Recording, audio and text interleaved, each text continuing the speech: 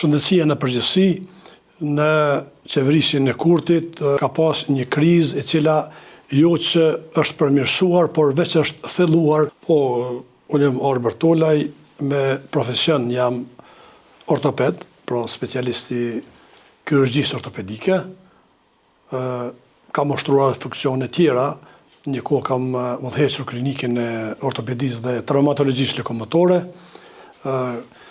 Pastaj kam ushtruar disa angazhime tjera, si që janë profesor në kolegjin AB në drejtimin e infermierisë për disa vite, dhe njëherit kam qenë edhe deputet në legislaturën e shtatë në Konventin e Kosovës.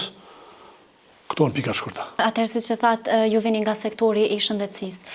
Si e përshkruani gjendjen e këtij sektori në qeverisjen e Albin Kurtit? Shëndetësia në përgjithësi në qeverisjen e Kurtit ka pas ngecje dhe mund të them lirisht me përgjithësi profesionale se ka pas një krizë e cila jo që është përmirësuar, por veç është thelluar në këtë qeverisje e cila është udhëhequr për 5 vite, duke filluar nga keq menaxhimi, papërgjegjësia profesionale e personave kompetent, politikat shëndetësore jo të mirëfillta për qytetarët, po ashtu edhe për përkrahje të personelit shëndetësor, investime të cilat janë nevojshme, ato nuk janë kryer, qoftë në infrastrukturë, qoftë në përkrahje të personelit shëndetësor, dhe të gjitha këto kanë rezultuar në ngecje, sepse njëjtën kohë kemi edhe mungesë të barnave esenciale, pastaj kemi mungesë të aparaturave nëpërmes të cilave do thotë ofrojnë shërbime moderne për qytetarët e Kosovës.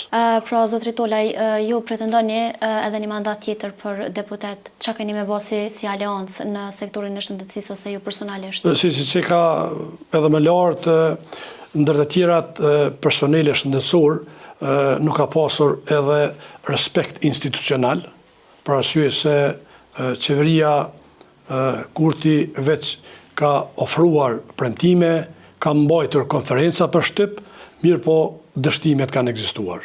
Ndërsa ne si aleancë në qeverisjen e ardhshme tani pretendojmë dhe do të ofrojmë investime të shpejta, të menjëhershme për të rregulluar infrastrukturën shëndetësore nëpër spitale, pastaj do të ofrojmë edhe digitalizimin e sistemit shëndetësor, digitalizimin e sistemit informativ për të gjithë qytetarët, ku secili do ta ketë bazën e të dhënave në historikun e tij, si dhe do të ofrojmë edhe një mirëqenie më të mirë për personelin shëndetësor, duke u referuar përveç rritjes përsëri të pagave, po ashtu edhe do të ofrojmë edhe stimulime apo domethënë përkrahje edhe financiare, shtesë, duke u referuar edhe performancës punëtorëve shëndetësor.